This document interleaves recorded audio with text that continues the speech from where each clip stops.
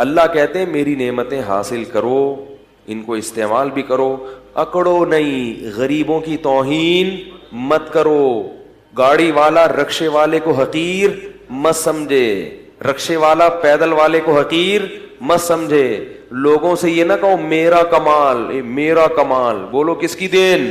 اللہ کی دین۔ شکر گزار بنو، شکر سے انسان میں اور عاجزی پیدا ہوتی ہے، اور تکبر سے انسان میں اکڑ پیدا ہوتی ہے، فرعونیت پیدا ہوتی ہے۔ سمجھ رہے کہ نہیں سمجھ رہے؟ تو قارون میں بھی ٹیکنیکل فالٹ ہو گیا تھا کہ اس کے پاس جب پیسہ آیا تو اپنی اوقات کو بھول گیا۔ اللہ بھی جب یہ تو سب اللہ دے رہا ہے نا، اور ہم بھی اپنی اوقات کو بھول جاتے ہیں۔ ہماری اوقات کیا ہے؟ ایک بزرگ تھے، ان سے کسی وقت کے متکبر نے کہا کہ تو مجھے جانتا نہیں ہے میں کون ہوں۔ وہ بزرگ کے سامنے اس نے کیا کہا کہ آپ کس سے بات کر رہے ہو، آپ کو پتہ نہیں ہے میں کون ہوں؟ تو ان بزرگ نے کہا میں تیرا ماضی بھی جانتا ہوں، تیرا حال بھی جانتا ہوں، اور تیرا فیوچر بھی، مستقبل بھی جانتا ہوں۔ وہ بڑا حیران ہوا کہ اس کو تو میرے بارے میں ساری معلومات ہیں، پھر یہ ایسے مجھ سے ایسے کیوں بات کر رہے ہیں؟ انہوں نے کہا بتا میرا ماضی کیا ہے۔ اس کا خیال تھا یہ بتائیں گے تو بہت بڑے وڈیرے کا بیٹا ہے، سردار کا بیٹا ہے، یہ تیرا ماضی ہے، حال یہ کہ تو خود سردار ہے، مستقبل یہ کہ اگلے الیکشن میں تو ہی صدر بننے والا ہے۔ تو اس کا خیال تھا کہ یہ میرا ماضی اور حال اور مستقبل بتایا جائے گا۔ آواز آ رہی ہے سب لوگوں کو؟ تو اس نے کیا بتایا ان بزرگ نے؟ ان کا تیرا ماضی یہ کہ تو پانی کا ایک گندا اور غلیظ قطرہ تھا، کپڑوں پہ لگ جائے تو دھوئے بغیر نماز نہ ہو، جسم سے نکلے تو غسل کیے بغیر طہارت حاصل نہ ہو، وہ غلیظ چیز تھی جس سے اللہ نے تجھے بنایا۔ اور حال یہ ہے کہ تیرے پیٹ میں ابھی بھی کئی کلو گندگی بھری بھی ہے، ذرا سی ہوا خارج ہو گندگی نہ نکلے، صرف وہاں ہوا جو پاس ہو کے آئے گی نا وہی اگر نکل آئے تو لوگ اپنی ناک کو پکڑ کے بھاگ جائیں گے یہاں سے۔ ہر وقت پیٹ میں گندگی لے کے تو کیا کرتا ہے؟ گھومتا ہے 24 گھنٹے۔ اور تیرا مستقبل یہ ہے کہ ادھر تیری روح نکلی اور ادھر تیرے جسم میں سڑاند پیدا ہونا شروع، پھول کے پھٹ کے کیڑے پڑ جائیں گے۔ اس زمانے کے لوگ بڑے نرم دل ہوتے تھے، فوراً وہ توبہ کر لی اس نے کہا آپ نے بالکل صحیح کہا۔ اصل تو یہ ہے ماضی بھی گندا، حال بھی گندا، اور مستقبل تو بہت ہی گندا۔ تو یہ انسان اپنی اوقات بھولتا ہے اور پھر کیا کرتا ہے؟ وہ میں اکڑ، غریبوں کو جو اپنے سے کمتر لوگ ہیں ان سے تمیز سے بات کرنا چھوڑ دیتا ہے۔ یہ بہت غضب والی بات ہے۔ تو فرعون صاحب بھی، قارون بھی اپنی اوقات، جب بھی انسان اپنی اوقات بھولے نا تو واش روم میں سوچنا چاہیے کہ ہماری اوقات ہے کیا، کتنی گندگی، کتنے عیب اللہ نے انسان کے ساتھ لگا دیے ہیں۔ اس لیے انسان، ہمارے حضرت فرمایا کرتے تھے کہ تکبر ہمیشہ احمق اور بے وقوف آدمی میں ہوتا ہے، عقل مند کبھی بھی متکبر نہیں ہوگا، ہمیشہ یہ احمقوں اور بے وقوفوں کا کام ہے۔ عقل مند کو پتا ہوتا ہے کہ ہماری حیثیت کیا ہے، 2 منٹ لگتے ہیں عزت جانے میں بھی، دولت جانے میں بھی، صحت جانے میں بھی۔ بڑے بڑے پہلوان ہیں، کوئی بیماری لگی ہڈیوں کا ڈھانچہ بن گئے، 2 منٹ لگتے ہیں انسان کو تباہ ہونے میں، پھر بھی اکڑتا ہے میں یوں میں یوں میں یوں۔ تو قارون کو حضرت موسیٰ علیہ السلام نے فرمایا، ان کی قوم نے کہا لا تفرح، اتراؤ مت، ان اللہ لا يحب الفرحین۔ یاد رکھو اگر کسی کو اللہ نے دولت دی ہے، وہ اچھی گاڑی میں گھومتا ہے، اس کے ساتھ نوکر چاکر ہوتے ہیں، تو یہ عمل شریعت میں ناجائز نہیں ہے۔ بعض لوگ نا شریعت کو سمجھتے نہیں ہیں اور ہر جگہ فٹ کرنا شروع کر دیتے ہیں قرآن کی آیتیں۔ اترانا کسے کہتے ہیں یہ میں نے آپ کو بتا دیا۔ محض خادم کثرت سے رکھنا، خدمت گزار، اگر اللہ نے آپ کو پیسہ دیا تو آپ خادم رکھ سکتے ہو، 10 خادم رکھو، آپ خادم بھی رکھو، گاڑی بھی اچھی رکھو، کپڑا بھی اچھا پہنو، لگژری لائف سٹائل اختیار کرو۔ تو اللہ کی نعمتوں سے لطف اندوز ہونا یہ تکبر نہیں ہے، اللہ کی نعمتوں پہ اترانا یہ کیا ہے؟ تکبر ہے۔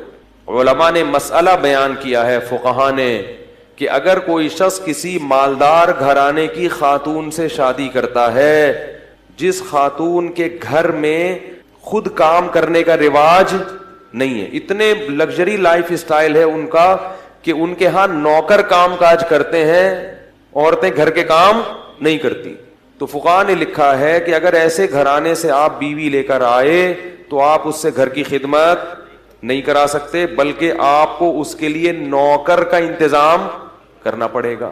کیوں؟ قرآن کہتا ہے عاشروہن بالمعروف، عرف کے مطابق ان سے پیش آؤ. تو ان کا عرف یہی ہے کہ ان کے ہاں کام، پیسہ اللہ نے زیادہ دیا ہے تو بھائی وہ کہتے ہیں ہمیں پیسہ ہے تو ہم کیوں پکائیں روٹی، ہم نوکر رکھ لیں گے.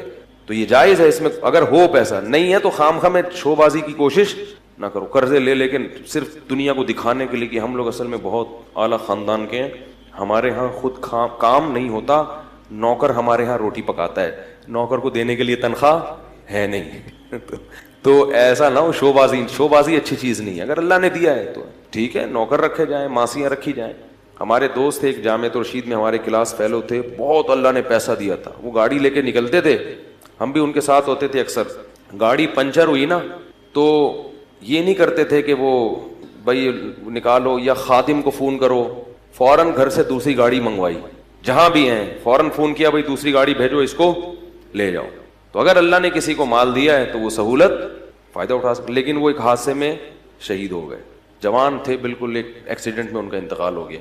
اللہ تعالیٰ ان کی مغفرت فرمائے. بڑے نیک عالم تھے.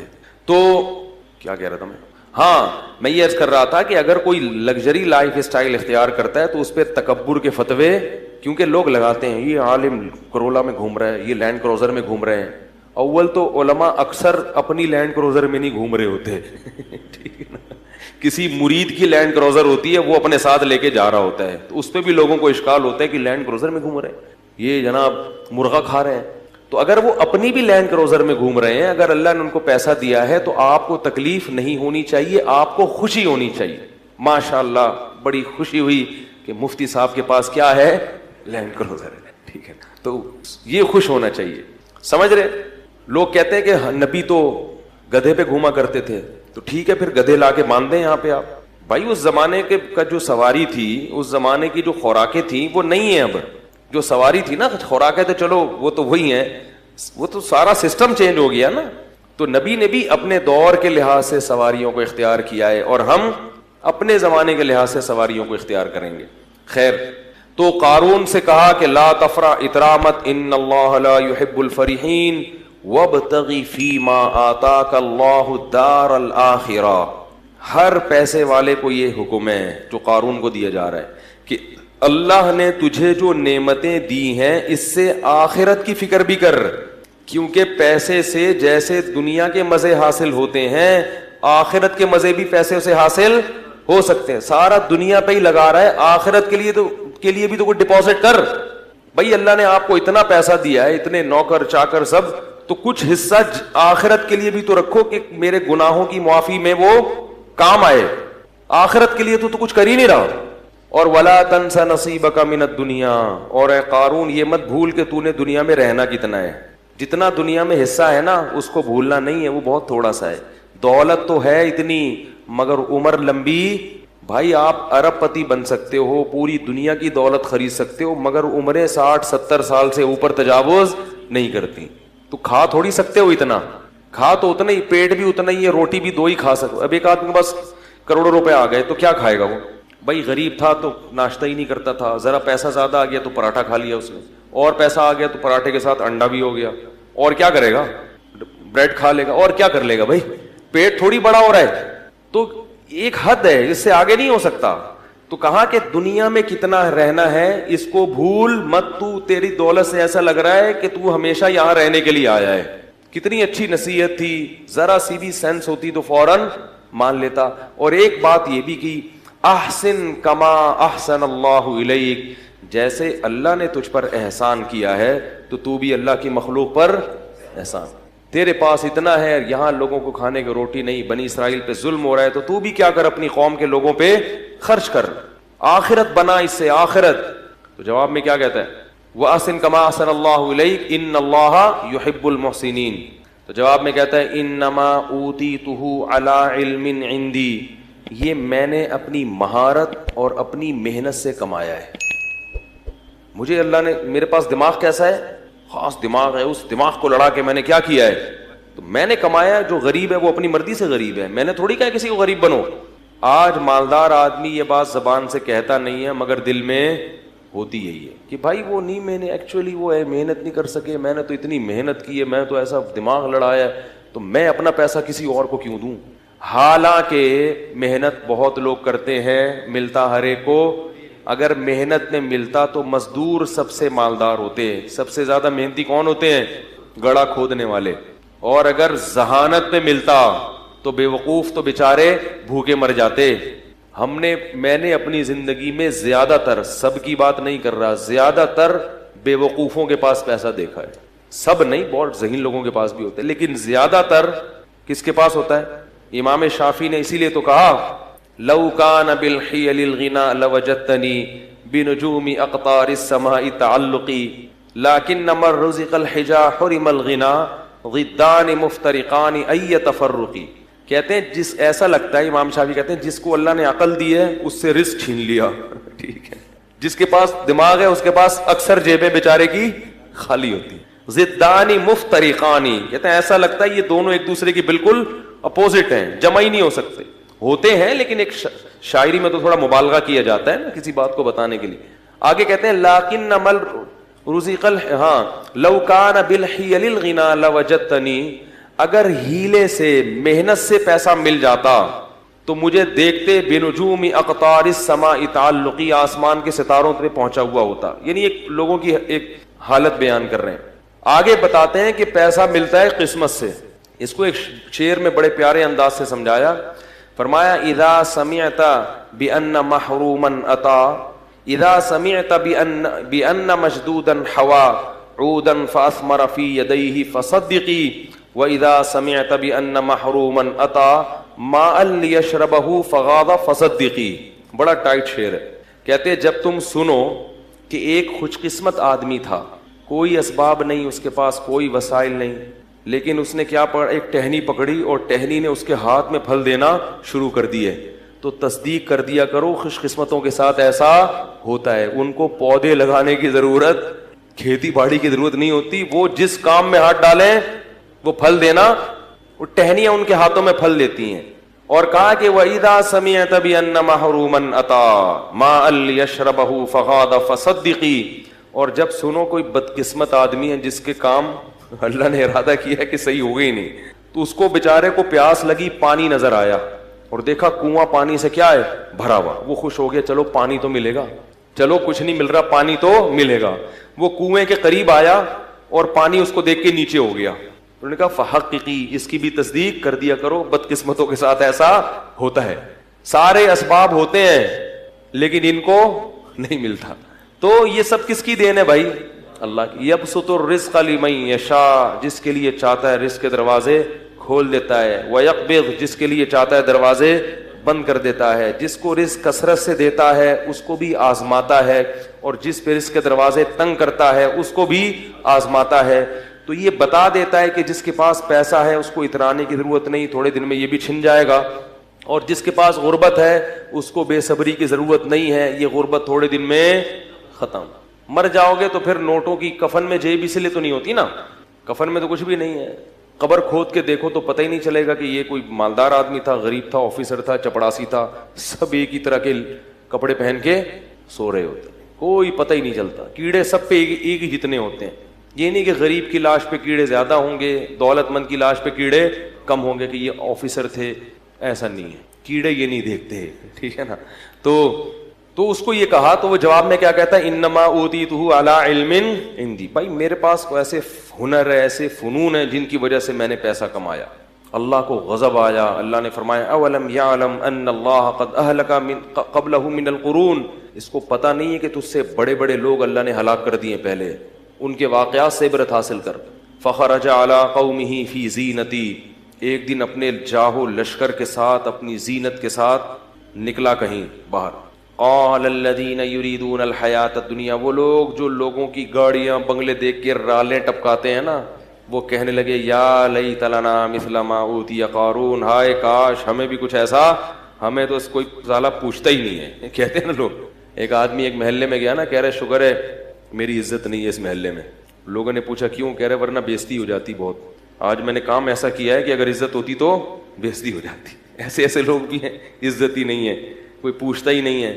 تو وہ دیکھ کے کیا کہنے لگے, مائیں جب دیکھتی ہے نا یہ منظر تو چاہتی ہمارا بیٹا بھی کیا بنے, یہ بنے, ایسی عزت, یہ لشکر ہو, تو اللہ فرماتے ہیں قال الذین اوتوا العلم، جن کو اللہ نے علم دیا تھا نا، انہوں نے کیا کہا، جو علماء تھے، ویلکم، تم تباہ ہو جاؤ، اپنی قوم سے کہہ رہے ہیں، ناس ہو تمہارا، ثواب اللہ خیر لمن آمن وعمل صالحا، اللہ نیک لوگوں کو جو آخرت میں بدلہ دے گا وہ اس سے کئی گنا بہتر ہے۔ اس پہ تو کبھی رشک نہیں آیا کہ یہ اتنی تہجد پڑھتا ہے، یہ اتنی تلاوت کرتا ہے، یہ اتنے صدقات و خیرات کرتا ہے، یہ خیر کے تمام کام کر رہا ہے، آخرت میں کہاں ہو گئی ہے، اس کو دیکھ کے تو کبھی بھی رشک نہیں آئے کہ ہائے کاش ہمیں بھی اللہ ایسی توفیق دے دے، ہائے کاش ہم بھی شریعت پر ایسے چلتے جو اصل ہے۔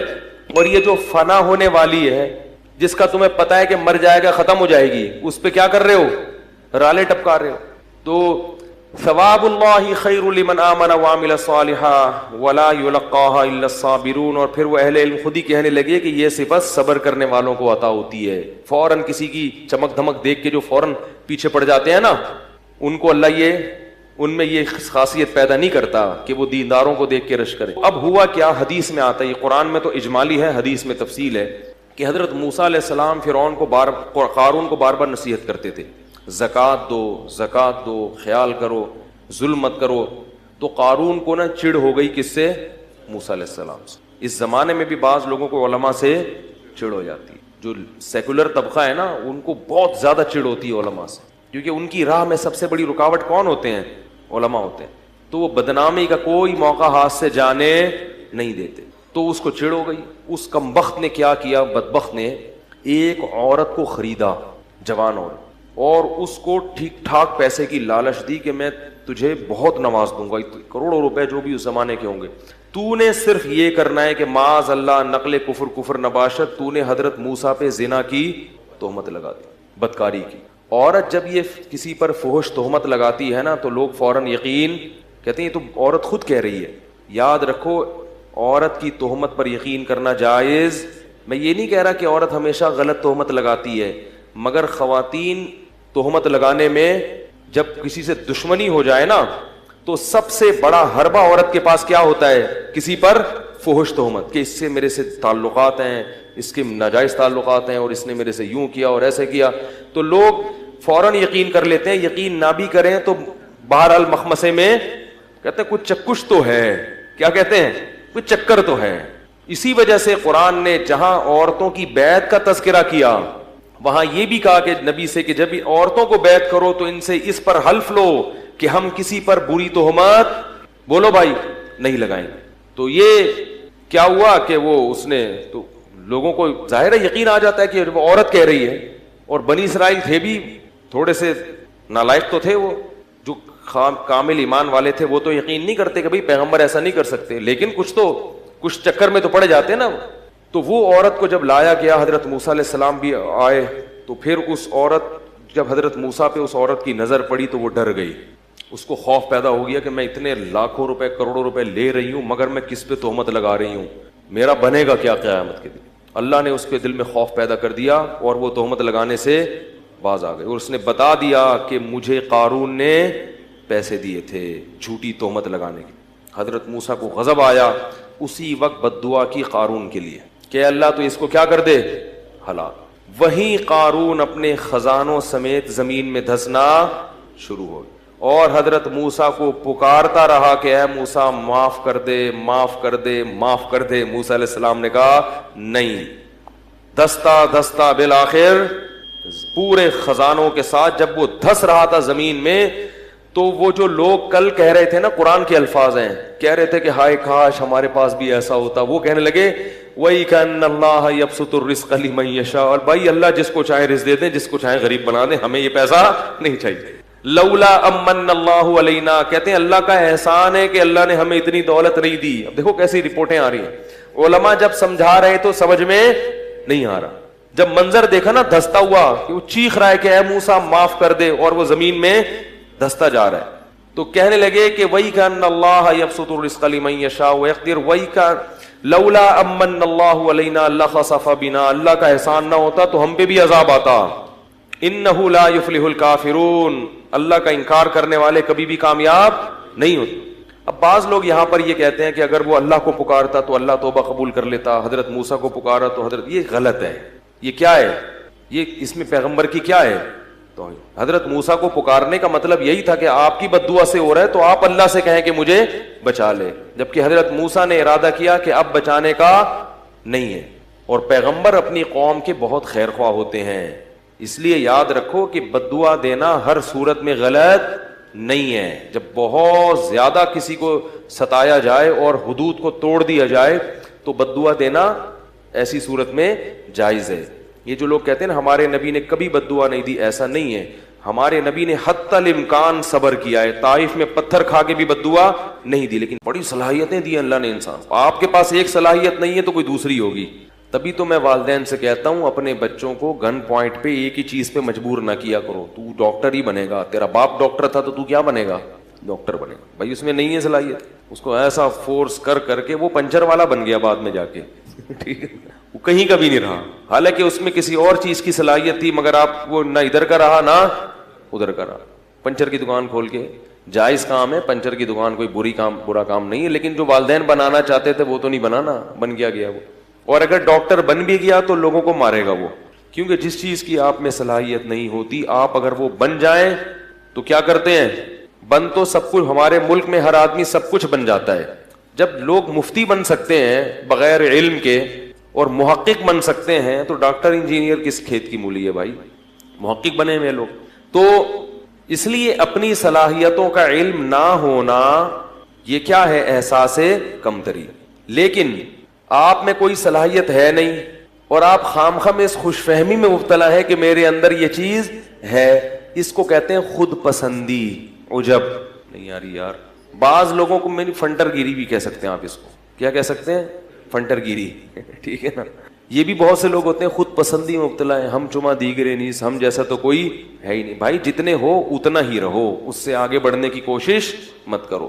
یہ باطن کی برائیاں ہیں، دل کی برائیاں ہیں جو انسان کو تباہ کر دیتی ہیں۔ تو جو صلاحیت ہے اس کا علم ہو، مگر اس صلاحیت کو اپنا کمال اگر سمجھنا شروع کر دیا تو یہ تکبر ہے جو اللہ کو پسند نہیں ہے۔ یعنی یہ سمجھنا شروع کر دیا میرا کمال ہے، یہ آپ کا کمال نہیں ہے، یہ صلاحیت گاڈ گفٹڈ ہے، اللہ کی طرف سے آپ کو گفٹ میں ملی ہے، بلکہ بھیک میں ملی ہے۔ گفٹ تو اپنے جیسوں کو دیا جاتا ہے، ہم تو کیا ہیں؟ بیکاری بھیک پہ فخر۔ ابے بول لو بھائی، بھیک پہ فخر تھوڑی کرتا ہے۔ اگر اللہ نے کسی کو اچھی آواز دی، کسی کو ذہن اچھا دیا، کسی کو شکل اچھی دی، کسی کو طاقت بہت زیادہ دے دی، کسی کو دولت بہت زیادہ دے دی، تو مانے کہ اللہ نے دیا ہے مجھے، نہیں مانے گا تو ناشکری ہوگی، احساس کمتری بھی ہے، ناشکری بھی ہے۔ مانے مگر یہ کہے کہ کس کا کمال ہے؟ اللہ کا۔ لہذا جب یہ اقرار کرے گا اور دل میں بھی سوچے گا تو اترائے گا نہیں، کیونکہ انسان اپنی چیزوں پہ اتراتا ہے، جو بھیک میں ملی ہوئی ہوں اس پہ اتراتا نہیں۔ اس کی مثال دیتا ہوں، دیکھو ایک جی نہیں کل میں نہیں ہوں گا، دنیا میں انشاءاللہ ہوں گا، یہاں اچھا ٹھیک ہے جی، کل بروز پیر مور خرگیا رجن، پھر اعلان کرتا ہوں آخر میں۔ تو اس کی مثال ایسے جیسے کوئی بھکاری تھا، دھوتی بنیان میں آپ کے گھر آیا، پھٹے ہوئے کپڑے، بیچارے کو نہانے کے لیے پانی بھی نہیں اس کے پاس، بدبو جسم میں آ رہی ہے، نہ کھانے کو روٹی، نہ پہننے کو کپڑا، نہ سواری، کچھ بھی نہیں۔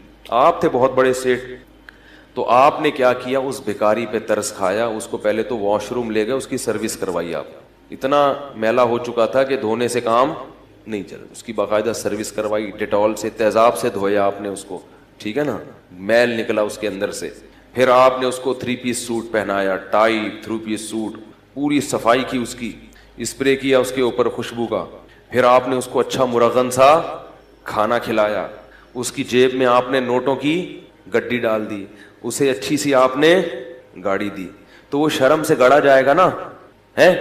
یا ان چیزوں کے بعد وہاں کھڑے ہو کر یوں کرنا شروع کر دے گا اور ایسے ایسے اپنا سینہ کرنا شروع کر دے گا، اور گاڑی والے کا کیا ہے بھائی، کون ہو، کس سے ملنے آئے ہو، جانتے نہیں ہو میں کون ہوں، ایسا کرے گا۔ وہ باہر نکلے گا اتنی شرم سے، گاڑی میں بیٹھے گا، یار میں کہاں، اور یہ سوٹ کہاں، یہ گاڑی کہاں، میں تو رکشے کے بھی قابل نہیں ہوں، اور مجھے اس سیٹھ نے کیا کیا میرے لیے۔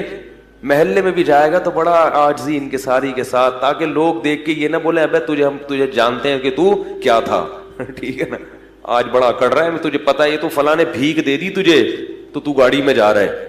تو ہمیشہ گاڑی چلائے گا تو اکڑ کے یہ نہیں کہ رکشے والوں کو اوورٹیک کرتا ہوا گزرے کہ تم پیچھے رہو, موٹر سائیکل والوں کو سائڈیں مارتا ہوا گزرے اور ہر ایک کو اپنی گاڑیاں دکھائے, وہ دیکھو میری گاڑی, میرا جو ہے وہ بار بار نوٹوں کی گڈی دکھائے. اور دکھانے سے مقصد کیا ہو؟ غریبوں کی توہین. وہ شرم سے گڑا رہے گا, جو بھی کہے گا ماشاء اللہ کہے گا بھائی میں تو, تمہیں پتہ ہے میں کیا ہوں, میری اوقات کیا, مجھے تو وہ سیٹھ صاحب ہیں انہوں نے یہ دے دیا. اگر آپ زیادہ اکڑو گے تو آپ کو ڈر کیا ہوگا کہ سیٹھ صاحب یہ چیزیں واپس نہیں کہ میں نے تجھے دیا ہے اور تو نے محلے کا دادا بن گیا ہے اور ہمیں ہی میاؤں کرنا شروع کر دیا. آپ اسی سیٹھ کو ہی میاؤں کر رہے ہو بعد میں آ کے, کون ہے بے تو سیٹھ بولے گا یہ پاجامہ اتار, بولے گا نا یہ تو نے پاجامہ پہنا ہوا ہے نا, یہ اتار, چل شاباش. تو اسی طرح بالکل اللہ کا معاملہ ہے. اللہ کہتے ہیں میری نعمتیں حاصل کرو, ان کو استعمال بھی کرو, اکڑو نہیں, غریبوں کی توہین مت کرو. گاڑی والا رکشے والے کو حقیر مت سمجھے, رکشے والا پیدل والے کو حقیر مت سمجھے. لوگوں سے یہ نہ کہو میرا کمال, میرا کمال, بولو کس کی دین؟ اللہ کی دین. شکر گزار بنو. شکر سے انسان میں اور عاجزی پیدا ہوتی ہے اور تکبر سے انسان میں اکڑ پیدا ہوتی ہے, فرعونیت پیدا ہوتی ہے. سمجھ رہے کہ نہیں سمجھ رہے؟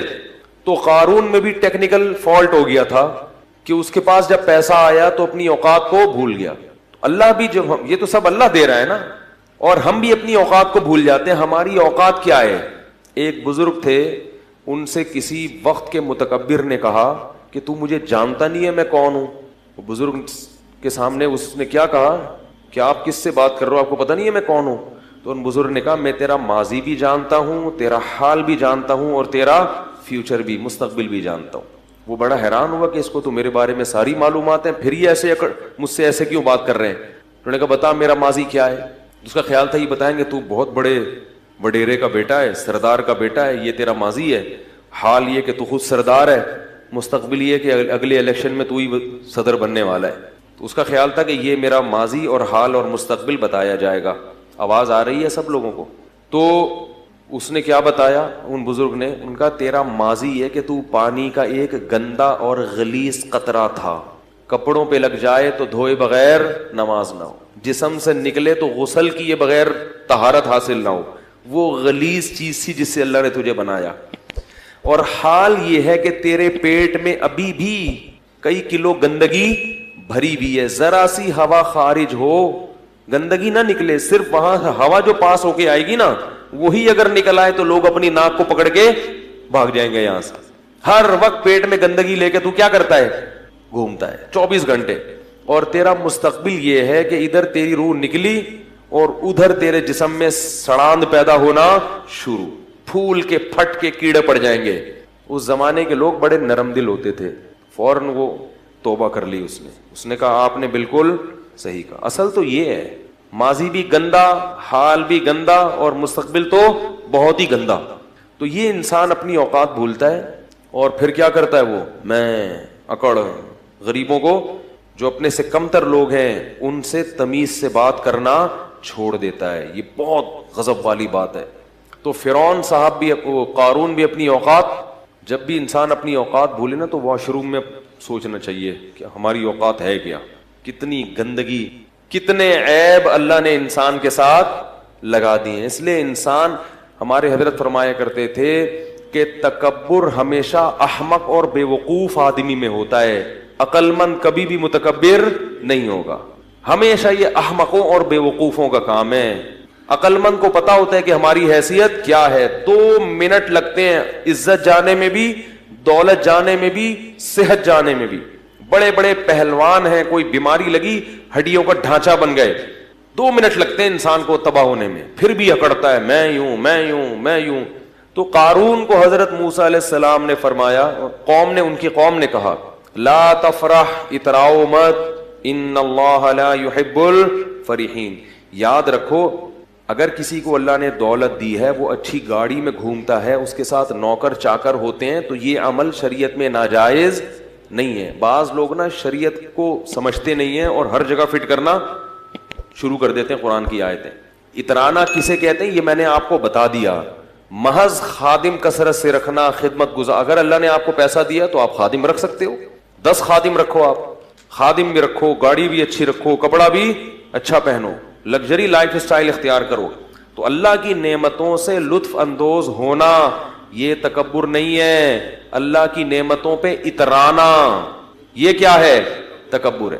علماء نے مسئلہ بیان کیا ہے, فقہا نے, کہ اگر کوئی شخص کسی مالدار گھرانے کی خاتون سے شادی کرتا ہے جس خاتون کے گھر میں خود کام کرنے کا رواج نہیں ہے, اتنے لگژری لائف اسٹائل ہے ان کا کہ ان کے ہاں نوکر کام کاج کرتے ہیں, عورتیں گھر کے کام نہیں کرتی, تو فقہا نے لکھا ہے کہ اگر ایسے گھرانے سے آپ بیوی لے کر آئے تو آپ اس سے گھر کی خدمت نہیں کرا سکتے, بلکہ آپ کو اس کے لیے نوکر کا انتظام کرنا پڑے گا.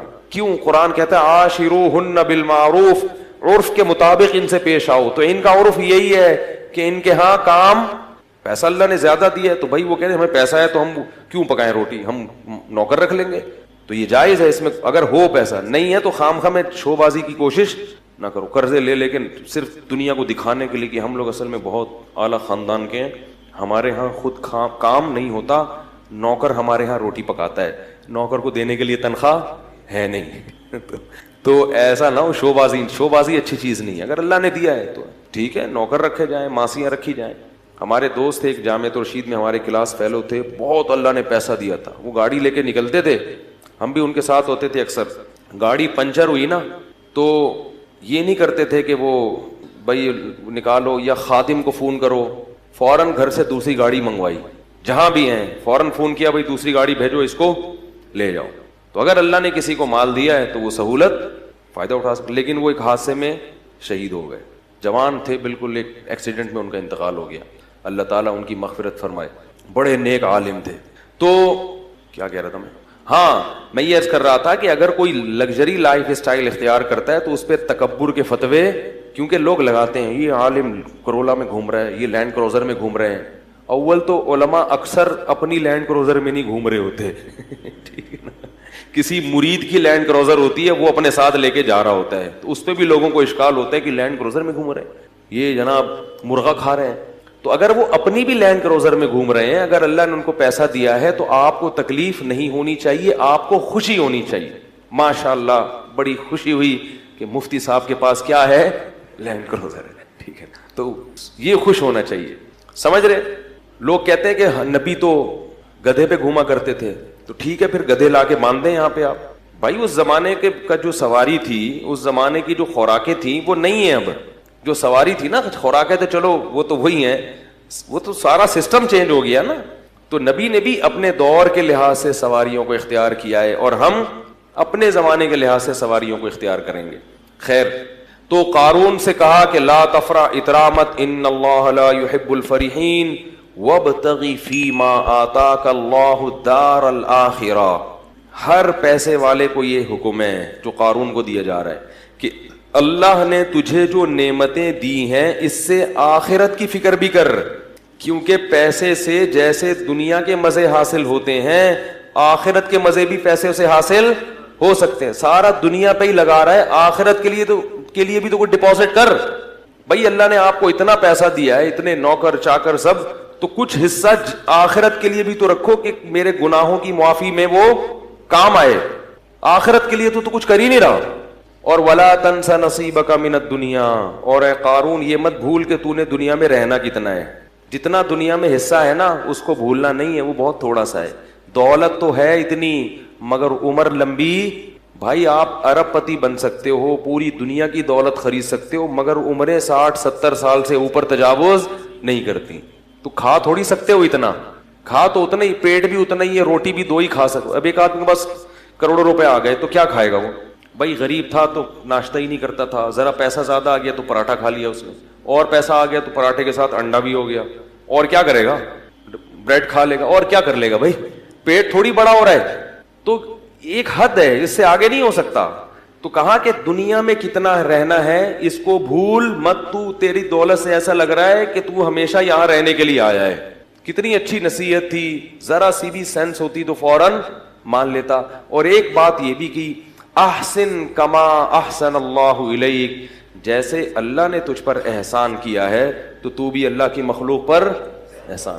تیرے پاس اتنا ہے، یہاں لوگوں کو کھانے کی روٹی نہیں، بنی اسرائیل پہ ظلم ہو رہا ہے، تو بھی کیا کر، اپنی قوم کے لوگوں پہ خرچ کر، آخرت بنا اس سے، آخرت۔ تو جواب میں کیا کہتا ہے؟ وَأَحْسِن كَمَا أَحْسَنَ اللَّهُ إِلَيْكَ إِنَّ اللَّهَ يُحِبُّ الْمُحْسِنِينَ۔ تو جواب میں کہتا ہے انما اوتیتہ علی علم عندی، یہ میں نے اپنی مہارت اور اپنی محنت سے کمایا ہے۔ مجھے اللہ نے، میرے پاس دماغ کیسا ہے؟ خاص دماغ ہے، اس دماغ کو لڑا کے میں نے کیا کیا ہے؟ تو میں نے کمایا۔ جو غریب ہے وہ اپنی مرضی سے غریب ہے، میں نے تھوڑی کہا کسی کو غریب بنو۔ آج مالدار آدمی یہ بات زبان سے کہتا نہیں ہے مگر دل میں ہوتی یہی ہے کہ بھائی وہ نہیں، میں نے ایکچولی وہ ہے محنت نہیں کر سکے، میں نے تو اتنی محنت کی ہے، میں تو ایسا دماغ لڑایا ہے، تو میں اپنا پیسہ کسی اور کو کیوں دوں؟ حالانکہ محنت بہت لوگ کرتے ہیں، ملتا ہر ایک کو۔ اگر محنت میں ملتا تو مزدور سب سے مالدار ہوتے ہیں، سب سے زیادہ محنتی کون ہوتے ہیں؟ گڑھا کھودنے والے۔ اور اگر ذہانت میں ملتا تو بے وقوف تو بیچارے بھوکے مر جاتے۔ میں نے اپنی زندگی میں زیادہ تر، سب کی بات نہیں کر رہا، زیادہ تر بے وقوفوں کے پاس پیسہ دیکھا ہے۔ سب نہیں، بہت ذہین لوگوں کے پاس بھی ہوتا ہے، لیکن زیادہ تر کس کے پاس ہوتا ہے؟ امام شافعی نے اسی لیے تو کہا لو کان بالحیل الغنا لوجدتنی بنجوم اقطار السماء تعلقی لیکن من رزق الحجا حرم الغنا ضدان مفترقان ای تفرقی۔ کہتے ہیں جس، ایسا لگتا ہے، امام شافعی کہتے ہیں جس کو اللہ نے عقل دی ہے اس سے رزق چھین لیا، ٹھیک ہے، جس کے پاس دماغ ہے اس کے پاس اکثر جیبیں بیچارے کی خالی ہوتی ہیں۔ ضدان مفترقان، کہتے ہیں ایسا لگتا ہے یہ دونوں ایک دوسرے کی بالکل اپوزٹ ہیں، جمع ہی نہیں ہو سکتے، ہوتے ہیں لیکن ایک شاعری میں تو تھوڑا مبالغہ کیا جاتا ہے نا کسی بات کو بتانے کے لیے۔ آگے کہتے ہیں لیکن مل رزق لو کان بالحیل الغنا لوجدتنی، اگر ہیلے سے، محنت سے پیسہ مل جاتا تو مجھے دیکھتے بنجوم اقطار السماء تعلقی، آسمان کے ستاروں پہ پہنچا ہوا ہوتا۔ یعنی ایک لوگوں کی ایک حالت بیان کر رہے ہیں۔ آگے بتاتے ہیں کہ پیسہ ملتا ہے قسمت سے۔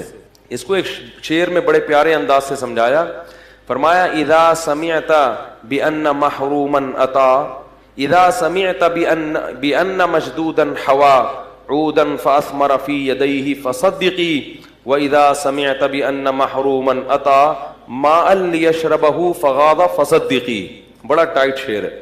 کہتے جب تم سنو کہ ایک خوش قسمت آدمی تھا، کوئی اسباب نہیں، اس کے پاس کوئی وسائل نہیں، لیکن اس نے کیا پکڑا؟ ایک ٹہنی پکڑی اور ٹہنی نے اس کے ہاتھ میں پھل دینا شروع کر دیے، تو تصدیق کر دیا کرو خوش قسمتوں کے ساتھ ایسا ہوتا ہے۔ ان کو پودے لگانے کی ضرورت، کھیتی باڑی کی ضرورت نہیں ہوتی، وہ جس کام میں ہاتھ ڈالیں وہ پھل دینا، وہ ٹہنیاں ان کے ہاتھوں میں پھل دیتی ہیں۔ اور کہا کہ وَإِذَا سَمِعْتَ بِأَنَّ مَحْرُومًا أَتَى مَاءً لِيَشْرَبَهُ فَغَاضَ فَصَدِّقِي، اور جب سنو کوئی بدقسمت آدمی ہے جس کے کام اللہ نے ارادہ کیا ہے کہ صحیح ہو گئی نہیں، تو اس کو بیچارے کو پیاس لگی، پانی نظر آیا اور دیکھا کنواں پانی سے کیا ہے؟ بھرا ہوا، وہ خوش ہو گیا، چلو پانی تو ملے گا، چلو کچھ نہیں مل رہا، پانی تو ملے گا۔ وہ کنویں کے قریب آیا اور پانی اس کو دیکھ کے نیچے ہو گیا۔ انہوں نے کہا فحققی، اس کی بھی تصدیق کر دیا کرو، بدقسمتوں کے ساتھ ایسا ہوتا ہے، سارے اسباب ہوتے ہیں لیکن ان کو نہیں ملتا۔ تو یہ سب کس کی دین ہے بھائی؟ اللہ کی۔ یبسط الرزق لمن یشاء، جس کے لیے چاہتا ہے رزق کے دروازے کھول دیتا ہے، ویقبض، جس کے لیے چاہتا ہے دروازے بند کر دیتا ہے۔ جس کو رزق کثرت سے دیتا ہے اس کو بھی آزماتا ہے، اور جس پہ رزق کے دروازے تنگ کرتا ہے اس کو بھی آزماتا ہے۔ تو یہ بتا دیتا ہے کہ جس کے پاس پیسہ ہے اس کو اترانے کی ضرورت نہیں، تھوڑے دن میں یہ بھی چھن جائے گا، اور جس کے پاس غربت ہے اس کو بے صبری کی ضرورت نہیں ہے، یہ غربت تھوڑے دن میں ختم۔ مر جاؤ گے تو پھر نوٹوں کی کفن میں جیب اس لیے تو نہیں ہوتی نا، کفن میں تو کچھ بھی نہیں ہے، قبر کھود کے دیکھو تو پتہ ہی نہیں چلے گا کہ یہ کوئی مالدار آدمی تھا، غریب تھا، آفیسر تھا، چپڑاسی تھا، سب ایک ہی طرح کے کپڑے پہن کے سو رہے ہوتے، کوئی پتہ ہی نہیں چلتا۔ کیڑے سب پہ ایک ہی جتنے ہوتے ہیں، یہ نہیں کہ غریب کی لاش پہ کیڑے زیادہ ہوں گے، دولت مند کی لاش پہ کیڑے کم ہوں گے کہ یہ آفیسر تھے، ایسا نہیں ہے، کیڑے یہ نہیں دیکھتے، ٹھیک ہے نا۔ تو اس کو یہ کہا تو وہ جواب میں کیا کہتا ہے؟ انما اوتیتہ علی علم عندی، بھائی میرے پاس ایسے ہنر ہے، ایسے فنون ہیں جن کی وجہ سے میں نے پیسہ کمایا۔ اللہ کو غضب آیا، اللہ نے فرمایا اولم یعلم ان اللہ قد اہلک قبلہ من القرون، اس کو پتہ نہیں ہے کہ تجھ سے بڑے بڑے لوگ اللہ نے ہلاک کر دیے پہلے، ان کے واقعات سے عبرت حاصل کر۔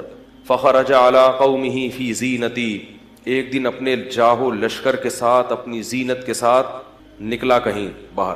قال الذین یریدون الحیات الدنیا، وہ لوگ جو لوگوں کی گاڑیاں بنگلے دیکھ کے رالیں ٹپکاتے ہیں نا، وہ کہنے لگے یا لیت لنا مثل ما اوتی قارون، ہائے کاش ہمیں بھی کچھ ایسا، ہمیں تو اس کوئی سالا پوچھتا ہی نہیں ہے. کہتے ہیں نا لوگ. ایک آدمی ایک محلے میں گیا نا، کہہ رہے شکر ہے میری عزت نہیں ہے اس محلے میں. لوگوں نے پوچھا کیوں؟ کہہ رہے ورنہ بےزتی ہو جاتی بہت. آج میں نے کام ایسا کیا ہے کہ اگر عزت ہوتی تو بےزتی ہو جاتی. ایسے ایسے لوگ بھی ہیں، عزت ہی نہیں ہے، کوئی پوچھتا ہی نہیں ہے. تو وہ دیکھ کے کیا کہنے لگے، مائیں جب دیکھتی ہے نا یہ منظر تو چاہتی ہے ہمارا بیٹا بھی کیا بنے، یہ بنے، ایسی عزت، یہ لشکر ہو. تو اللہ فرماتے ہیں قال الذین اوتوا العلم، جن کو اللہ نے علم دیا تھا نا انہوں نے کیا کہا، جو علماء تھے، ویلکم، تم تباہ ہو جاؤ. اپنی قوم سے کہہ رہے ہیں ناس ہو تمہارا، ثواب اللہ خیر لمن آمن وعمل صالحا، اللہ نیک لوگوں کو جو آخرت میں بدلہ دے گا وہ اس سے کئی گنا بہتر ہے. اس پہ تو کبھی رشک نہیں آیا کہ یہ اتنی تہجد پڑھتا ہے، یہ اتنی تلاوت کرتا ہے، یہ اتنے صدقات و خیرات کرتا ہے، یہ خیر کے تمام کام کر رہا ہے، آخرت میں کہاں ہو گئی ہے. اس کو دیکھ کے تو کبھی بھی رشک نہیں آیا کہ ہائے کاش ہمیں بھی اللہ ایسی توفیق دے دے، ہائے کاش ہم بھی شریعت پر ایسے چلتے. جو اصل ہے، اور یہ جو فنا ہونے والی ہے، جس کا تمہیں پتا ہے کہ مر جائے گا، ختم ہو جائے گی، اس پہ کیا کر رہے ہو، رالے ٹپکا رہے ہو. تو ثواب اللہ خیر لمن آمن وعمل صالحا ولا یلقاها الا الصابرون. اور پھر وہ اہل علم خود ہی کہنے لگے کہ یہ صفت صبر کرنے والوں کو عطا ہوتی ہے. فوراً کسی کی چمک دھمک دیکھ کے جو فوراً پیچھے پڑ جاتے ہیں نا، ان کو اللہ ان میں یہ خاصیت پیدا نہیں کرتا کہ وہ دینداروں کو دیکھ کے رش کرے. اب ہوا کیا، حدیث میں آتا ہے، یہ قرآن میں تو اجمالی ہے، حدیث میں تفصیل ہے، کہ حضرت موسیٰ علیہ السلام فرعون کو قارون کو بار بار نصیحت کرتے تھے، زکوٰۃ دو، زکوٰۃ دو، خیال کرو، ظلم مت کرو. تو قارون کو نا چڑ ہو گئی کس سے، موسیٰ علیہ السلام سے. اس زمانے میں بھی بعض لوگوں کو علماء سے چڑ ہو جاتی ہے. جو سیکولر طبقہ ہے نا ان کو بہت زیادہ چڑ ہوتی ہے علماء سے، کیونکہ ان کی راہ میں سب سے بڑی رکاوٹ کون ہوتے ہیں، علماء ہوتے ہیں. تو وہ بدنامی کا کوئی موقع ہاتھ سے جانے نہیں دیتے. تو اس کو چڑ ہو گئی. اس کمبخت نے کیا کیا، بدبخت نے ایک عورت کو خریدا، جوان عورت، اور اس کو ٹھیک ٹھاک پیسے کی لالچ دی کہ میں تجھے بہت نواز دوں گا، کروڑوں روپے جو بھی اس زمانے کے ہوں گے، تو نے صرف یہ کرنا ہے کہ معاذ اللہ نقل کفر نباشت، تو نے حضرت موسیٰ پہ زنا کی تہمت لگا دی، بدکاری کی. عورت جب یہ کسی پر فحش تہمت لگاتی ہے نا تو لوگ فوراً یقین کہتے ہیں یہ تو عورت خود کہہ رہی ہے. یاد رکھو عورت کی تہمت پر یقین کرنا جائز. میں یہ نہیں کہہ رہا کہ عورت ہمیشہ غلط تہمت لگاتی ہے، مگر خواتین تہمت لگانے میں جب کسی سے دشمنی ہو جائے نا تو سب سے بڑا حربہ عورت کے پاس کیا ہوتا ہے، کسی پر فحش تہمت، کہ اس سے میرے سے تعلقات ہیں، اس کے ناجائز تعلقات ہیں، اور اس نے میرے سے یوں کیا اور ایسے کیا. تو لوگ فوراً یقین کر لیتے ہیں. یقین نہ بھی کریں تو بہرحال مخمسے میں کہتے ہیں کچھ چکش تو ہے. کیا کہتے ہیں، کچھ چکر تو ہے. اسی وجہ سے قرآن نے جہاں عورتوں کی بیعت کا تذکرہ کیا وہاں یہ بھی کہا کہ نبی سے کہ جب عورتوں کو بیعت کرو تو ان سے اس پر حلف لو کہ ہم کسی پر بری تہمت، بولو بھائی، نہیں لگائیں گے. تو یہ کیا ہوا کہ وہ اس نے تو لوگوں کو ظاہر ہے یقین آ جاتا ہے کہ وہ عورت کہہ رہی ہے. اور بنی اسرائیل تھے بھی تھوڑے سے نالائق تو تھے، وہ جو کامل ایمان والے تھے وہ تو یقین نہیں کرتے کہ بھئی پیغمبر ایسا نہیں کر سکتے، لیکن کچھ چکر میں تو پڑے جاتے ہیں نا. تو وہ عورت کو جب لایا گیا، حضرت موسیٰ علیہ السلام بھی آئے، تو پھر اس عورت، جب حضرت موسیٰ پہ اس عورت کی نظر پڑی تو وہ ڈر گئی. اس کو خوف پیدا ہو گیا کہ میں اتنے لاکھوں روپے کروڑوں روپے لے رہی ہوں مگر میں کس پہ تہمت لگا رہی ہوں، میرا بنے گا کیا قیامت کے دن. اللہ نے اس کے دل میں خوف پیدا کر دیا اور وہ تہمت لگانے سے باز آ گئی. اور اس نے بتا دیا کہ مجھے قارون نے پیسے دیے تھے جھوٹی تہمت لگانے کی. حضرت موسیٰ کو غضب آیا، اسی وقت بد دعا کی قارون کے لیے کہ اللہ تو اس کو کیا کر دے، ہلاک. وہیں قارون اپنے خزانوں سمیت زمین میں دھسنا شروع ہو گیا اور حضرت موسیٰ کو پکارتا رہا کہ اے موسیٰ معاف کر دے، معاف کر دے، معاف کر دے. موسیٰ علیہ السلام نے کہا نہیں. دستہ بالآخر پورے خزانوں کے ساتھ جب وہ دھس رہا تھا زمین میں تو وہ جو لوگ کل کہہ رہے تھے نا، قرآن کے الفاظ ہیں، کہہ رہے تھے کہ ہائے کاش ہمارے پاس بھی ایسا ہوتا، وہ کہنے لگے وَإِكَأَنَّ اللَّهَ يَبْسُطُ الرِّزْقَ لِمَن يَشَاءُ، اور بھائی اللہ جس کو چاہے رزق دے دیں، جس کو چاہے غریب بنا دیں، ہمیں یہ پیسہ نہیں چاہیے. لولا امن اللہ علینا، کہتے ہیں اللہ کا احسان ہے کہ اللہ نے ہمیں اتنی دولت نہیں دی. اب دیکھو کیسی رپورٹیں آ رہی ہیں، علماء جب سمجھا رہے تو سمجھ میں نہیں آ رہا، جب منظر دیکھا نا دھستا ہوا کہ وہ چیخ رہا ہے کہ اے موسیٰ معاف کر دے، اور وہ زمین میں دھستا جا رہا ہے، تو کہنے لگے کہ وَإِكَأَنَّ اللَّهَ يَبْسُطُ الرِّزْقَ لِمَن يَشَاءُ وَيَقْدِرُ لولا امن اللہ علینا لخسف بنا، اللہ کا احسان نہ ہوتا تو ہم پہ بھی عذاب آتا. انہ لا یفلح الکافرون، اللہ کا انکار کرنے والے کبھی بھی کامیاب نہیں ہوتے. اب بعض لوگ یہاں پر یہ کہتے ہیں کہ اگر وہ اللہ کو پکارتا تو اللہ توبہ قبول کر لیتا، حضرت موسیٰ کو پکارا تو حضرت، یہ غلط ہے. یہ کیا ہے؟ یہ اس میں پیغمبر کی کیا ہے؟ تو حضرت موسیٰ کو پکارنے کا مطلب یہی تھا کہ آپ کی بد دعا سے ہو رہا ہے تو آپ اللہ سے کہیں کہ مجھے بچا لے، جبکہ حضرت موسیٰ نے ارادہ کیا کہ اب بچانے کا نہیں ہے. اور پیغمبر اپنی قوم کے بہت خیر خواہ ہوتے ہیں، اس لیے یاد رکھو کہ بد دعا دینا ہر صورت میں غلط نہیں ہے. جب بہت زیادہ کسی کو ستایا جائے اور حدود کو توڑ دیا جائے تو بد دعا دینا ایسی صورت میں جائز ہے.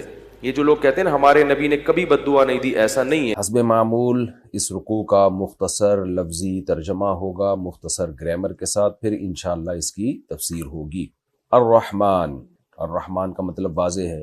علم القرآن، الرحمن یہ مبتدا ہے، علم القرآن اس کی خبر. علم القرآن، اس نے قرآن سکھایا. خلق الانسان، انسان کو پیدا کیا. علمہ البیان، اور انسان کو سکھایا بیان یعنی بولنا، اپنی بات کو ایکسپلین کرنا. بانا یبینو بینونتن کا معنی ہوتا ہے جدا ہونا. طلاق بائن کا لفظ سنا ہوگا، یعنی وہ طلاق جس میں میاں بیوی کا رشتہ ختم ہو جائے. ایک طلاق رجعی ہوتی ہے، ایک بائن ہوتی ہے. رجعی کا مطلب مرد کو رجوع کا حق ہے، بائن کا مطلب بینونت ہو گئی ہے، جدائی ہو گئی ہے. بین واضح کو بھی کہتے ہیں کیونکہ اس میں حق اور باطل بالکل جدا جدا ہوتے ہیں. تو مبین بیان کرنے والا، تو بیان اسی سے نکلا ہے، ظاہر کرنا، ایکسپلین کرنا، جس میں آپ صحیح اور غلط کو یعنی واضح کر سکو آپ. الشمس والقمر بحسبان، سورج اور چاند بحسبان حساب کے ساتھ ہیں. حسبان حساب کو کہتے ہیں، یعنی ایک اندازے کے ساتھ ہیں. ایسے ہی تکا نہیں ہے کہ بے تکے جو منہ اٹھائے جہاں مرضی جا رہا ہو، سورج اور چاند اس طرح سفر کر رہے ہو، ایسا نہیں ہے. ایک حساب کے ایک کیلکولیشن ہے سورج اور چاند کی، اس کیلکولیشن کے حساب سے وہ سفر کر رہے ہیں. والنجم والشجر یسجدان، نجم کہتے ہیں بیلوں کو، بیل نہیں ہوتی جو بغیر تنے کے پودے ہوتے ہیں، اور شجر کہتے ہیں جو تنے والے ہوتے ہیں. تو بیلیں اور جو تنے والے پودے یا درخت ہیں، یسجدان یہ دونوں سجدہ کر رہے ہیں. سجدے کا مطلب کیا ہے میں بتاتا ہوں انشاءاللہ. والسماء رفعها، اور آسمان رفعها، اس اللہ نے آسمان کو بلند کر دیا. ووضع المیزان، اور رکھ دیا اس نے ترازو. کوئی بھی ناپنے کا پیمانہ ہو اس کو میزان کہا جائے گا، یہ اس میں اعلیٰ ہے. وزن یوزنو پڑھا جاتا ہے، وزن یزنو وزنن، ضرب یضربو ضربن کی طرح وزن کرنا. تو میزان یہ تولنے کو بھی کہتے ہیں اور تولنے کے آلے کو بھی کہتے ہیں. آلے کا مطلب کیا ہے؟ مفعال کے وزن پر میں نے بتایا تھا نا جب گرامر شروع کی تھی، شروع کے لیکچرز میں آپ دیکھ سکتے ہیں، تو اصل میں تھا میوزان، وزن سے مفعال کا وزن، تولنے کا آلہ. یعنی کوئی بھی چیز جو پیمانہ ہو، صحیح اور غلط کو میں فرق کرنے کا، چیزوں کا کتنا اس کے اندر ویٹ ہے، اس کو میزان کہا جاتا ہے. اللہ تطغوا فی المیزان، اللہ اصل میں تھا ان اللہ، تو ان مصدریہ ہے لِأَلَّا، لِأَلَّا تطغوا فی المیزان، مصدریہ نہیں ہے، لِأَلَّا یہاں لام محذوف ہے. یعنی ہم نے میزان کو اس لیے رکھ دیا تاکہ لا تطغوا، کہ تم سرکشی مت کرو، فی المیزان تولنے میں، کسی بھی چیز کو ناپنے میں تولنے میں سرکشی مت کرو، حد سے تجاوز مت کرو، صحیح صحیح تولو. اچھا، وضع المیزان، ہاں، وَأَقِیمُوا الْوَزْنَ بِالْقِسْطِ، اور سیدھا کرو وزن کو انصاف کے ساتھ. قسط انصاف کو کہتے ہیں، یعنی سیدھا کرو وزن کو انصاف کے ساتھ. وَلَا تُخْسِرُوا الْمِيزَانَ، اور تولنے میں خسارہ مت کرو، کمی مت کرو. اخسار خسارے سے نکلا ہے نا، اردو میں بھی یہ لفظ استعمال ہوتا ہے. وَالْأَرْضَ وَضَعَهَا، اور زمین کو رکھ دیا اس نے، لِلْأَنَامِ مخلوق کے لیے، انام مخلوق کو کہتے ہیں. فِيهَا فَاكِهَةٌ، جس میں پھل ہیں، وَالنَّخْلُ، اور کھجوریں ہیں، یعنی کھجور کے درخت کو نخل کہا جاتا ہے. ذات الاکمام، چھلکوں والے. کم غلاف کو کہتے ہیں، چھلکے نہیں، غلاف یعنی کم اصل میں آستین کو کہتے ہیں نا عربی میں، اور اکمام اس کی جمع آتی ہے، تو اکمام سے یہاں مراد ہے پھلوں کے جو غلاف ہوتے ہیں، غلاف ان کو کہا جاتا ہے۔ تو کھجور کے اوپر تو چھلکا ہی ہوتا ہے، شاید اسی پر اس کا اطلاق کیا جائے گا یہاں پہ۔ والحب ذو العصف، اور دانے یعنی غلہ، دانے سے مراد گندم، جو، اس طرح کے جو بھی اناج ہم کھاتے ہیں زندہ رہنے کے لیے، اس کو حب کہا جاتا ہے۔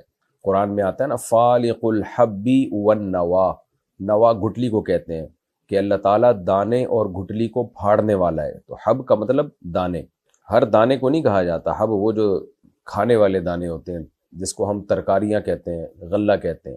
والحب ذو العصف، اور اس نے غلہ پیدا کیا ذو العصف، چھلکوں والا، عصف پتے کو بھی کہتے ہیں جو باریک غلاف ہوتا ہے ترکاریاں، جیسے گندم اور جو کے اوپر چھلکا ہوتا ہے نا، تو چھلکوں والے غلوں کو پیدا کیا اس نے۔ والریحان، ریحان کا معنی خوشبو بھی ہے اور مطلق رزق کو بھی، کوئی بھی کھانے کی چیز ہو پاکیزہ جس کی طرف انسان کی طبیعت مائل ہوتی ہو تو اس کو بھی ریحان کہا جاتا ہے۔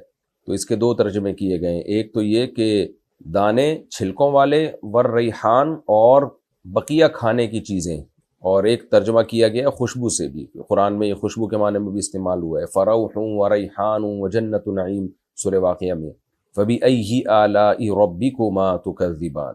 ریحان سے مراد کوئی مخصوص خوشبو نہیں ہے، ریحان کا مطلب جو بھی خوشبودار پودے ہوتے ہیں، خوشبودار کھانے ہوتے ہیں، یہ سب اس میں داخل ہے۔ فبأی آلاء ربکما تکذبان، پس اے جنات اور انسانوں، تم دونوں، کما کا مطلب تم دونوں، اپنے رب کی کون کون سی نعمتوں کو، تکذبان، کذب یکذب تکذیباً، جھٹلانا، چونکہ جن اور انسان دونوں کو خطاب ہے اس لیے تثنیہ کا صیغہ لایا گیا، تکذبان، تم اپنے رب کی کون کون سی نعمتوں کو جھٹلاؤ گے۔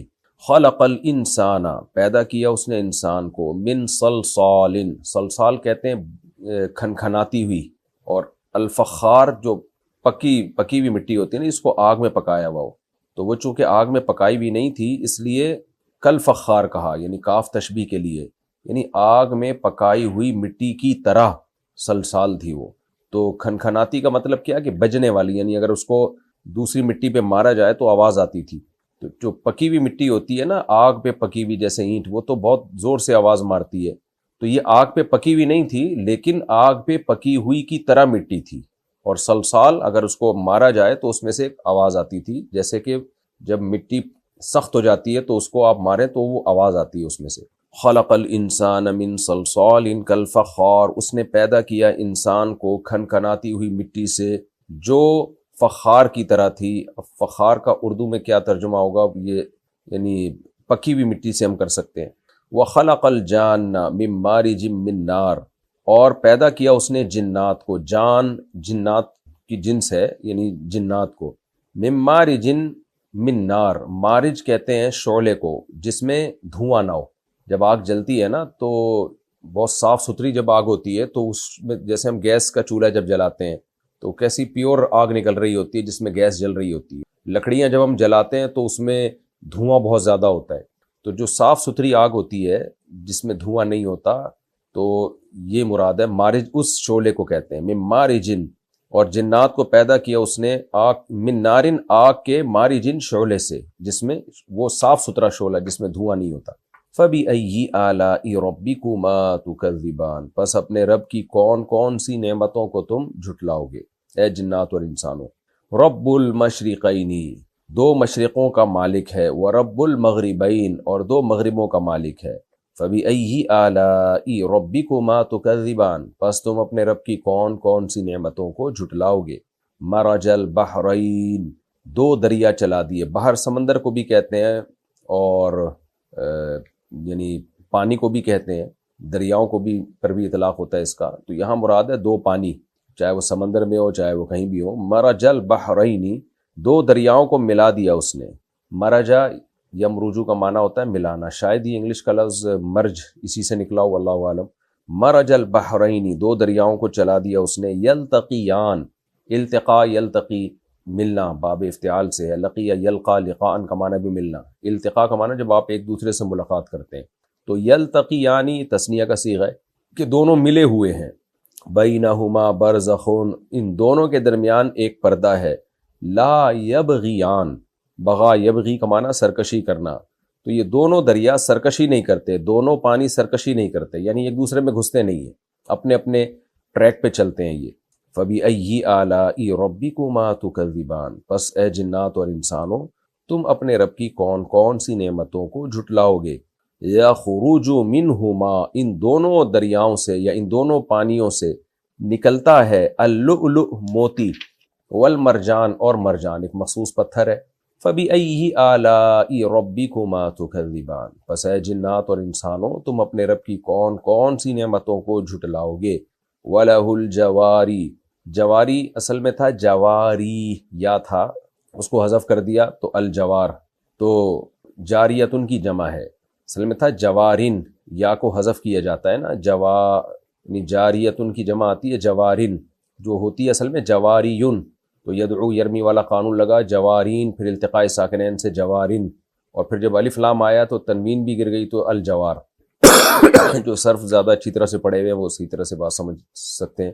تو خلاصہ یہ کہ جاریتن کی جمع، جاریہ کشتی کو بولتے ہیں، یا پانی میں چلنے والی جو بھی جہاز ہو، سمندر کشتی ہو، سب کو کہا، سب پر اس کا اطلاق ہوتا ہے، تو اس کی جمع جواری۔ وَلَهُ الْجَوَارِ، اسی کے لیے ہیں یہ کشتیاں، المنشآت اٹھی ہوئی، انشأ ینشئ، انشان کا معنی اٹھانا، پیدا کرنے کے معنی میں بھی آتا ہے، اٹھانے کے معنی میں بھی آتا ہے، کسی چیز کو آپ بلند کریں تو المنشأ جس چیز کو اٹھایا جائے، المنشأتن اٹھائی جانے والی چیز، اور اس کی جمع آتی ہے المنشآت جو اٹھے ہوئے ہوتے ہیں، بہت، یعنی کیونکہ بہت ساری ہوتی ہیں نا کشتیاں تو اٹھائی ہوئی ہوتی ہیں، فی البحر سمندروں میں، کل اعلام، علم پہاڑ کو بھی کہتے ہیں، اس کی جمع اعلام، پہاڑوں کی طرح، مراد سمندری جہاز ہیں، یعنی اسی اللہ کے لیے ہیں یہ سمندر میں اونچے اونچے پہاڑوں جیسے جہاز۔ فَبِأَيِّ آلَاءِ رَبِّكُمَا تُكَذِّبَانِ، تو اپنے رب کی تم کون کون سی نعمتوں کو جھٹلاؤ گے۔ اس رکوع کا لفظی ترجمہ ہو گیا، اب ہم اس کی تفسیر کی طرف چلتے ہیں۔ سورہ رحمان بہت اہم سورت ہے، اس میں اللہ نے جنت کی نعمتوں کو، اپنے احسانات کو ذکر کیا، پھر جہنم کی کچھ ہولناکیوں کا بھی اللہ نے تذکرہ کیا، اور اس سورت کی امتیازی حیثیت کیا ہے کہ اس میں بار بار ایک لفظ کو اللہ نے دہرایا ہے، فَبِأَيِّ آلَاءِ رَبِّكُمَا تُكَذِّبَانِ، اے جنات اور انسانوں تم اپنے رب کی کون کون سی نعمتوں کو جھٹلاؤ گے۔ مسئلہ ہی یہی ہے کہ ہم اللہ کی نعمتوں سے فائدہ تو اٹھاتے ہیں، لیکن کیسے انکار کرتے ہیں ہم نعمتوں کا۔ کچھ لوگوں نے کہہ دیا کہ یہ سب کچھ خود بخود ہو رہا ہے، یعنی یہ کائنات ایک اتفاق کا نتیجہ ہے، اور حسن اتفاق ہے، یہ ایک حسین اتفاق ہے، حالانکہ اتفاق اتنا حسین ہوتا نہیں ہے، تو اس کو ایک حسین اتفاق کہہ دیا، بیوٹی آف نیچر کہہ دیا۔ تو اللہ تعالیٰ کو انسان کی نیچر معلوم تھی کہ یہ شیطان کے بہکاوے میں آ کے اور دنیا کی نعمتوں میں پڑھ کے اپنے پیدا کرنے والے کو بھولے گا، اس لیے اللہ نے اس صورت میں اپنی نعمتوں کو بیان کر کے کہا کہ ایک نعمت، دو نعمت، یہ تو ہزاروں لاکھوں کروڑوں نعمتیں ہیں جن کا تم انکار کر رہے ہو، تو کس کس نعمت کو جھٹلاؤ گے۔ کچھ لوگوں نے مان لیا کہ یہ اللہ کی دی ہوئی نعمتیں ہیں، لیکن پھر اس کے تقاضوں پر عمل نہیں کیا، اللہ کی نافرمانی کی انہوں نے، وہ بھی نعمتوں کے منکر ہیں۔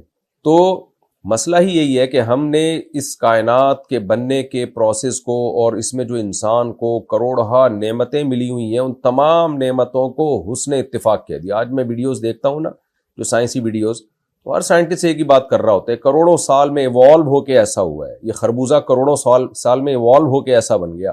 ہم جو خشکی پہ آئے ہیں تو اصل میں پانی میں تھے، تو پانی سے باہر جھانک جھانک کے دیکھا کرتے تھے، تو باہر کے انوائرمنٹ سے ہم متاثر ہونا شروع ہو گئے، اور ہماری باڈی نے اپنے آپ کو خشکی کے حساب سے ڈھالنا شروع کر دیا، لہذا ایوالو ہو کے ہم باہر آ گئے۔ تو کبھی مچھلیوں کو دیکھا آپ نے باہر آ کے اچھل اچھل کے وہ ایوالو ہونے کی کوشش کر رہی ہوں؟ خیر میں اس بحث میں ابھی نہیں جاتا۔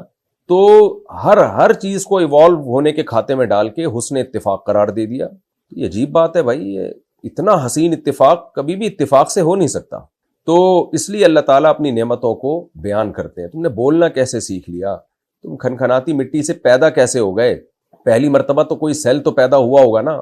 اگر آپ آدم علیہ السلام کے مٹی سے پیدا ہونے کو نہیں مانتے تو کوئی چیز تو مٹی سے اور پانی سے پیدا ہوئی ہوگی نا پہلی مرتبہ، وہ کیسے پیدا ہو گئی؟ تو بیسیوں نہیں کروڑوں اعتراضات ہوتے ہیں اس خدا کے انکار پر اور خدا کی نعمتوں کے انکار پر۔ اس لیے اللہ نے اس صورت میں تو بار بار ایک لفظ کو دہرایا ہے کہ بھئی اس نعمت کو نہیں، اس نعمت کو نہیں، کس کس کو جھٹلاؤ گے۔ اور شروع صورت کی اللہ کے اس نام سے جو اللہ کو سب سے زیادہ محبوب ہے، الرحمن۔ کیونکہ کافر جب خدا کا انکار کرتا ہے، ایتھیسٹ جب خدا کا انکار کرتا ہے تو اصل میں وہ اللہ کی رحمتوں کا انکار کر رہا ہوتا ہے، نعمتوں کا انکار کر رہا ہوتا ہے. تو اللہ نے کہا کہ اللہ کو اللہ کے نام رحمان سے پہچانو کہ اس نے اتنی نعمتیں دی ہیں کہ صرف اس کا وجود ثابت نہیں ہوتا، اس کا رحمان ہونا بھی ثابت ہوتا ہے ان نعمتوں سے. اس لیے اللہ نے اس سورت کو شروع کیا الرحمن. رحمان جو ہے علم القرآن، اس نے قرآن سکھایا. سب سے پہلی نعمت اللہ نے قرآن ذکر کی، یعنی تخلیق انسان سے بھی پہلے. حالانکہ انسان تو پہلے پیدا ہوا ہے اور پھر اللہ نے انسان کو قرآن سکھایا، لیکن اللہ نے خلق الانسان کا تذکرہ بعد میں کیا، علم القرآن کا پہلے کیا. اس لیے کہ اگر اللہ انسان کو قرآن نہ سکھاتے تو شاید آج میں بھی ایتھیسٹ کی طرح ملحد ہوتا اور یہی باتیں کر رہا ہوتا کہ ہم سب خود بخود بنے. تو اس لیے اللہ کا انسانوں پر جو احسان ہے نا، وہ وحی کی تعلیمات ہیں کہ وحی کے ذریعے اس نے پیغمبروں کے ذریعے بھیج کے انسان کو ہدایت دی ہے. اگر وحی نہ ہوتی تو انسانوں سے بڑا درندہ اس کائنات میں کوئی نہیں ہوتا، اس سے بڑا حیوان اس کائنات میں کوئی نہیں ہوتا.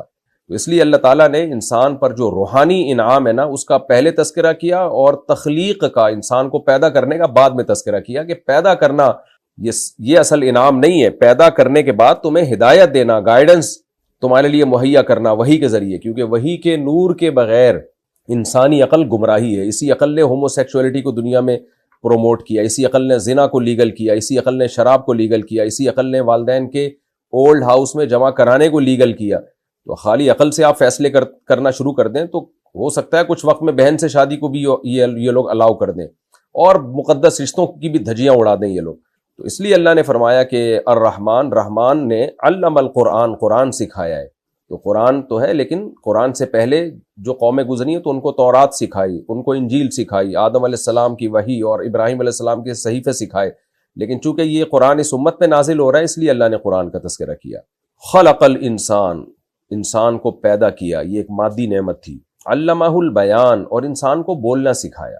دنیا میں کوئی مخلوق اس طرح سے اپنی بات کو ایکسپلین کر کے دوسرے تک نہیں پہنچاتی جیسے انسان پہنچا دیتا ہے. تو یہ بھی اللہ کی ایک نعمت ہے، اس کے اندر یہ صلاحیت رکھی ہے. جانور ایک مخصوص آوازوں سے ایک مخصوص پیغام دیتے ہیں، اس کے علاوہ کچھ بھی نہیں. تو اللہ نے انسان کو قرآن سکھایا بھی اور بولنا بھی سکھایا اس کو، جس سے وہ اپنی بات دوسروں تک پہنچا دیتا ہے.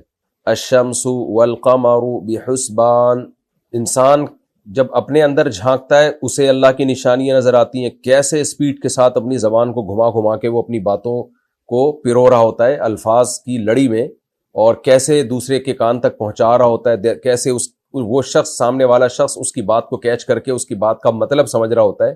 تو یہ بھی اللہ کی قدرت کی دلیل. اور اس کائنات میں بھی ہمیں ایک خوبصورت ترین مینجمنٹ نظر آتی ہے. وہ مینجمنٹ میں چونکہ سورج اور چاند ہمیشہ نظر آتے ہیں، اللہ تعالیٰ نے کہکشائیں اور جو آگے جو آج سائنس بہت کچھ دریافت کر رہی ہے، ان کی باریکیوں کو اللہ نے بیان نہیں کیا اس موقع پہ. وہ چیز بیان کی ہے جو ایک گنوار اور جاہل اور پینڈو جو بیچارہ بالکل دیہاتی ہو اس کی سمجھ میں بھی آسانی سے آ جائے. جاہل سے میری مراد یہ ہے کہ جو جدید سائنسی علوم سے غافل ہے. تو ہر شخص کی، کیونکہ قرآن ہر ایک کے لیے ہے، جو سائنسی باریکیوں کو نہیں جانتے ان کے لیے بھی قرآن نازل ہوا. اس لیے اللہ نے ایک علامت کے طور پر دو یعنی اجسام کا ذکر کیا. الشمس والقمر بحسبان، فرمایا سورج اور چاند ایک حساب سے ہیں. یہ کیسے ہو سکتا ہے اتنی خوبصورت مینجمنٹ کہ سورج اور چاند کی ایک مخصوص دائرے میں چلتے چلے جا رہے ہیں، اربوں خربوں سال سے اپنے ٹریک سے دائیں بائیں ذرا بھی نہیں ہٹتے. تو یہ خود بخود نہیں ہو سکتا. وہی بات ہے کہ اتنا خوبصورت اتفاق سے نہیں ہو سکتا. والنجم والشجر یسجدان، فرمایا جو بیلیں ہیں بغیر تنے کے درخت اور تنے والے، یہ سب اس کو سجدہ کر رہے ہیں. سجدہ کرنے کا مطلب کیا ہے؟ یا تو حقیقت میں سجدہ کر رہے ہیں جن کے سجدے کا ہمیں علم نہیں ہے، یا اس سے مراد ہے اطاعت. جس فطرت اور نیچر کے راستے پر اللہ نے ان کو ڈال دیا وہ اس راستے پہ چل رہے ہیں. بیل کو آپ دیکھیں نا، بیل کا کام ہوتا ہے اوپر جانا. کیسے وہ تھوڑی سی رسی تلاش کر رہی ہوتی ہے، اور جہاں کوئی رسی اس کو ملی یا تنا ملا تو ایسے لپٹ لپٹ کے اوپر جاتی ہے، جیسے یہ جو K2 اور ماؤنٹ ایوریسٹ کی پہاڑیوں پہ چڑھنے والے نہیں اوپر جا رہے ہوتے. تو اس طرح سے یہ اوپر جانا شروع کر دیتی ہے. تو یسجدان یعنی وہ دونوں اپنے کاموں میں لگے ہوئے ہیں. درخت بھی ایک خاص ٹائم تک بڑھے گا، پھر پھول نکلیں گے، پھر پھل پیدا ہوں گے. تو ایک خاص ٹریک پہ اللہ نے ان سب کو چلا دیا اور وہ گردن جھکا کے چلے جا رہے ہیں. وَالسَّمَاءَ رَفَعَهَا وَوَضَعَ الْمِيزَانَ، اور آسمان کو اس نے بلند کیا. وَوَضَعَ الْمِيزَانَ، اور ترازو رکھ دیا اس نے. وضع کہتے ہیں کوئی بھی چیز رکھنا یا کسی بھی چیز کو ایجاد کرنا. جیسے ہم کہتے ہیں نا یہ واضع لغت نے یہ لفظ وضع کیا ہے، یعنی اہل لغت نے یہ لفظ ایجاد کیا ہے، تو ایجاد کے معنی میں بھی ہے، بہت سارے معنی میں اس نے ترازو رکھ دیا، یعنی پیدا کیا ترازو۔ ترازو سے یہاں مراد کوئی بھی چیز جو حق اور باطل کو ناپنے کا پیمانہ ہو، صحیح اور غلط کو ناپنے کا پیمانہ ہو، ہر طرح کے پیمانے کو، معیار کو میزان کہا جاتا ہے۔ تو کوئی بھی چیز جس کے ذریعے انصاف ہو سکے، کوئی تو کرائٹیریا ہوتا ہے نا جس کے ذریعے ہم یہ کہتے ہیں کہ یہ ظلم ہے، یہ عدل ہے، یہ غلط ہے، یہ صحیح ہے۔ تو وزن کرنے کا آلہ، کس چیز میں کتنا وزن ہے، کون سی چیز کتنی ویلیویبل ہے، یہ ان تمام معنی میں یہ لفظ استعمال ہوتا ہے۔ تو اللہ نے میزان رکھ دیا، اللہ تطغوا فی المیزان، کیوں رکھا؟ لام محذوف ہے یہاں پہ، لی اللہ، تاکہ اس لیے کہ لا تطغوا فی المیزان، تم چیزوں کو تولنے میں سرکشی مت کرو، طغیان مت کرو۔ کیا مطلب؟ حد سے زیادہ یا حد سے کم۔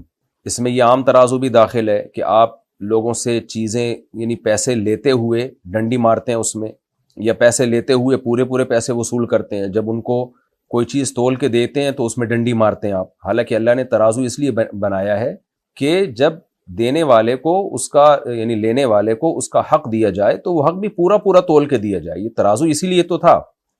آپ نے ترازو میں باٹ چینج کر دی ہے، اس میں گڑبڑ کر دی آپ نے۔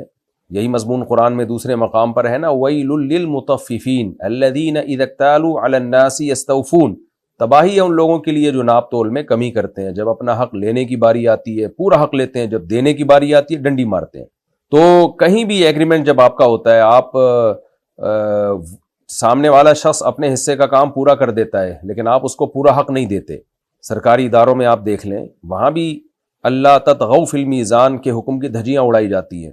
آپ دیر سے پہنچ رہے ہیں لیکن تنخواہ پوری کر لے رہے ہیں، گورنمنٹ نے آپ کے ذمہ جو کام لگایا اس میں آپ ڈنڈی مار رہے ہیں، تنخواہیں آپ پوری لے رہے ہیں۔ آپ اسکول ٹیچر ہیں، بچوں کو پڑھانے میں آپ خیانت کر رہے ہیں لیکن آپ تنخواہ پوری لے رہے ہیں۔ تو اس آیت کا مفہوم بہت وسیع ہے، یعنی اللہ نے دنیا میں عدل رکھا ہے اور عدل کو ناپنے کے پیمانے بھی رکھے ہیں۔ وہ پیمانے زمانوں کے حساب سے چینج ہو سکتے ہیں۔ عقل بھی ایک پیمانہ ہے جو آپ کو بتاتی ہے صحیح کیا ہے غلط کیا ہے، لیکن آپ کی عقل آپ کے حق میں تو بڑا زبردست فیصلہ کر رہی ہے، کام کر رہی ہے، جب دوسروں کے بارے میں وہ عقل غلط فیصلہ کر رہی ہوتی ہے۔ تو یہ بھی لا تطغوا فی المیزان میں داخل ہے۔ آپ دیکھیں نا یہ عالمی طاقتیں جب غزہ کے مظلوم بچے قتل ہو رہے ہیں، شہید ہو رہے ہیں، معذور ہو رہے ہیں، تو وہاں ان کی عقل خاموش ہو جاتی ہے، اندھی ہو جاتی ہے، اور جب انہی میں سے کسی ایک پہ ذرا سا ظلم ہو تو کیسے ساری دنیا مل کے چیختی ہے۔ تو یہ بھی لا تطغوا فی المیزان میں داخل ہے۔ اللہ نے جو عقل کا ترازو رکھا ہے وہ اس لیے نہیں کہ دوسرے کے ظلم کو کسی اور طرح سے تولا جائے اور اپنے پر ہونے والے ظلم کو بہت زیادہ وزن دے دیا جائے، تو یہ بھی غلط ہے۔ تو یہ بہت وسیع آیت ہے قرآن کی۔ فرمایا اللہ تطغوا فی المیزان، ہم نے میزان اس لیے رکھا کہ تم میزان میں یعنی تولنے میں، چیزوں کو تولنے میں سرکشی مت کرو۔ وَأَقِیمُوا الْوَزْنَ بِالْقِسْطِ، اسی کی تاکید ہے دوسرے الفاظ سے، کیونکہ یہ بہت اہم مضمون ہے اس لیے اللہ نے اس کو دوبارہ دہرایا۔ اور تم وزن کو انصاف کے ساتھ تولا کرو، انصاف کے ساتھ سیدھا کرو اس